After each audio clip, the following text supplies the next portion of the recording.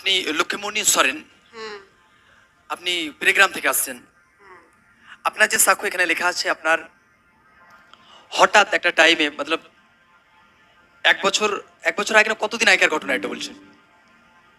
এখানে লেখা আছে যে 1 বছর ধরে আপনার কোমর থেকে পায়ের গোড়ালি পর্যন্ত প্রচন্ড যন্ত্রণা হতো। হ্যাঁ 1 বছর ধরে এই প্রবলেম আপনি ভুগছিলেন। হ্যাঁ ভুগছিলাম। তো আপনি বলুন সেই সময়গুলো আপনার কি কি প্রবলেম হতো, কি কি করতে পারতেন না, আপনি সব খুলে বলুন। ওষুধ খেতাম। সেই সময়গুলো আপনার কি কি প্রবলেম হতো, আপনি হাঁটতে চলতে আমি ফিরতে? হাঁটতে যেতাম, কষ্ট হতো, যেতাম কষ্ট হতো, ওই করতে করতেই কাজকর্ম করতাম। মতলব এখানে লেখা আছে আপনার প্রত্যেক দিনই কোমরে যন্ত্রণা হতো, হ্যাঁ ধীরে ধীরে সেই যন্ত্রণা বাড়তে থাকে, পায়ের গোড়ালি পর্যন্ত সেই যন্ত্রণা হতে থাকে, ধীরে ধীরে আপনার সেই পা অবশ হতে থাকে। হ্যাঁ আর কি কি প্রবলেম হতো? আর কি প্রবলেম হতো ওইটাই, ওষুধ খেতাম। আমার এখানে লেখা আছে যে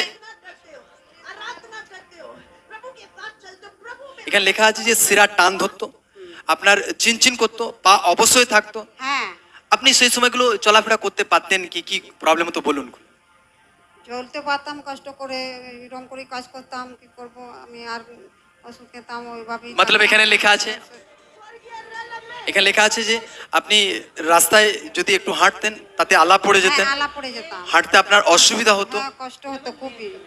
আপনি যখন রাত্রে টাইমে ঘুমাতেন সে সময় কি প্রবলেম হতো? আমার পাশ ফিরতে পারতাম না, এদিকে ওদিকে শুতে পারতাম না, একভাবে এক ধারে শুতাম।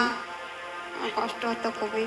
এখানে লেখা আছে যে আপনি কোমরে বালিশ দিতেন, হ্যাঁ মতলব এত যন্ত্রণা হতো কোমরে বালিশ দিতে হতো আপনাকে, হ্যাঁ, হ্যাঁ। তারপর আপনি মতলব একটু আরাম বোধ করতেন, হ্যাঁ নাহলে আপনার ঘুমই হতো না ভালো। না না, ঘুম হতো না। অনেক টাইম এমনও কি হয়েছে যে আপনি রাত জেগে সারা রাত কাটিয়ে ফেলেছেন, এমনও হতো আপনার। হ্যাঁ তো যখন এরকম প্রবলেমে ভুগছিলেন সেই সময়গুলো আপনি ওষুধ খেতে থাকেন, হ্যাঁ আপনি বলুন। ওষুধ কিনে প্রথমে কিনে খেলাম, আমি বলছি না ভালো হবে। এবার তারপর 1 মাস মতো ওষুধ খেলাম, ওখানে ভালো হলো না, আবার ডাক্তারে দেখালাম। তো এইভাবে যখন আপনি ওষুধ যখন খেয়ে যাচ্ছিলেন, দেখছেন ওষুধ খেয়েও কিছুতেই ফ্রি হতে পারছেন না, না তো একটা টাইমে আপনার ধিৎকার মনে চলে আসে যে আর আমি ওষুধ খাবো না, ওষুধ খাওয়া পুরো বন্ধ করে দেন। হ্যাঁ বন্ধ করে দিয়েছিলাম। বন্ধ করে দিয়েছিলেন।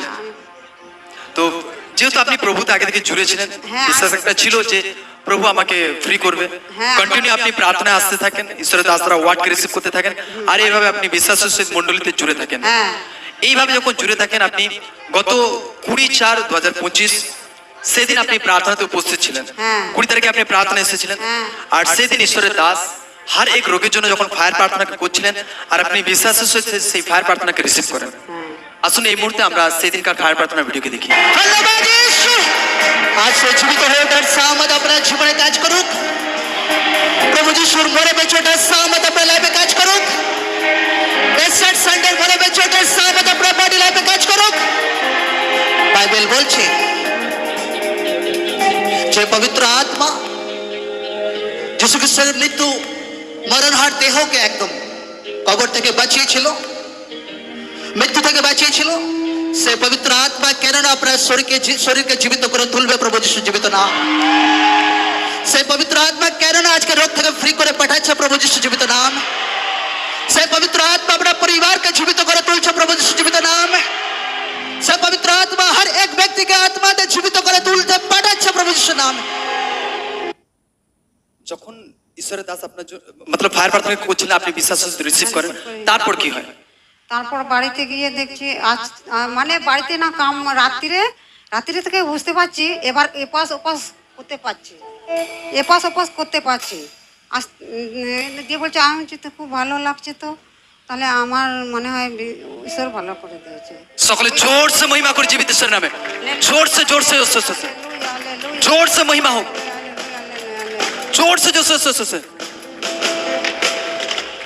সকলে ধ্যান সহকারে শুনবো। ইনার 1 বছর ধরে এই প্রবলেম মতলব হঠাৎ করে অ্যাটাক আসে, আর যখন অ্যাটাক আসে সেই সময় ইনার কোমরে ফার্স্ট টাইম যন্ত্রণা শুরু হয়, আর সেই যন্ত্রণা ধীরে ধীরে ইনার বাড়তে থাকে। এমন হয় শেষমেশ ইনার পুরো একদম পা গোড়ালি পর্যন্ত একদম প্রচন্ড ব্যথা হতো।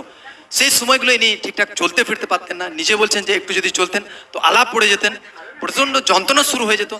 ধীরে ধীরে এমন হয়ে গিয়েছিল ইনার সেই হাত পা কোমর পর্যন্ত যে পুরো ইনার চিনচিন করতো। আর সেই সময় ইনার এমন হতো মতলব একদম কিচ্ছু ভালো লাগতো না, কাজ করতে ভালো লাগতো না, কারণ কাজ ঠিকঠাক করতেই পারতেন না। রাত্রের টাইমে তো এনার ঘুম হতোই না।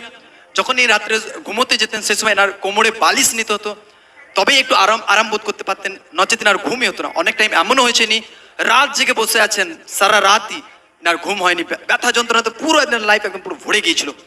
এইভাবে যখন চলতে থাকে সেই সময়গুলো ইনি নিজে বলছেন ফার্স্ট টাইমে ইনি মনে করছিলেন যে ওষুধ কিনে খেলেই হয়তো আমি ফ্রি হয়ে যাব, কিন্তু ওষুধ কিনে খেয়েও ইনি কিন্তু ফ্রি হচ্ছিলেন না। ফিরছে নি বৈদ্যপুর, সেখানে ওষুধ খেতে থাকেন।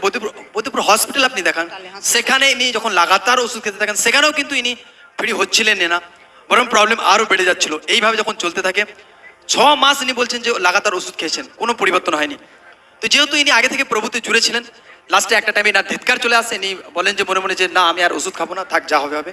তো প্রভুতে ইনি জুড়ে ছিলেন, সেই কারণে ইনি কন্টিনিউ প্রার্থনায় আসতে থাকেন, ঈশ্বরের দাস দ্বারা ওয়ার্ডকে রিসিভ করতে থাকেন, আর বিশ্বাসে বাড়তে থাকেন ইনি। এইভাবে যখন চলতে থাকে গত 20/4/2025 ইনি প্রার্থনাতে উপস্থিত ছিলেন। আর সেই দিন ঈশ্বরের দাস যখন হর এক রোগের জন্য, হর এক প্রবলেমের জন্য ফায়ার প্রার্থনাকে করছিলেন, আর সেই ফায়ার প্রার্থনা লাইফকে টাচ করে, ইনি নিজে বাড়ি ফিরে যখন দেখেন লাইফকে চেক করে যে না ইনি তো ফ্রি, ইনার নিজে বলছেন যে আমার ফ্রি লাগছে, ইনি এপাশ ওপাশ করতে পারছেন, ইনি চলতে ফিরতে আর কোনো অসুবিধা হচ্ছিল না সেই সময়। আর ইনি নিজেও বুঝতে পেরেছেন যে না রিয়েলি প্রভু আমাকে ফ্রি করেছেন, সুস্থ করেছেন, চাঙ্গা করেছেন। সকলে জোরসে মহিমা করে এই বড় ব্লেসিং এর জন্য, হালেলুয়া, জোরসে জোরসে জোরসে জোরসে হালেলুয়া, জোরসে মহিমা হোক। এখন আপনি চলতে ফিরতে পারছেন, হ্যাঁ, এখন আর কোনো প্রবলেম হচ্ছে না, না, না। আর কোনো অসুবিধা নেই, এখন পুরো ফ্রি আছেন। এখন কতদিন আপনি ফ্রি আছেন? 2 মাস। 2 মাস হয়ে গেছে। আপনি আগে বলছেন যে হাঁটতে চলতে অসুবিধা হতো, এখন চলতে ফিরতে কোনো প্রবলেম নেই, ঘুমোতেও আর কোনো অসুবিধা হচ্ছে না, কোমরেও পুরো কোনো প্রবলেম নেই। আপনি চলুন ফিরুন উঠুন বসুন যেগুলো করতে পারতেন না। জোরসে মহিমা করি, জোরসে মহিমা হোক, জোরসে জোরসে জোরসে জোরসে মহিমা হোক, জোরসে জোরসে জোরসে। ঈশ্বর তার কাজ দ্বারা প্রমাণ করছে যে প্রভু জীবিত ঈশ্বর, প্রভুই মহান ঈশ্বর। জোরসে জোরসে মহিমা করি সকলে, জোরসে জোরসে জোরসে।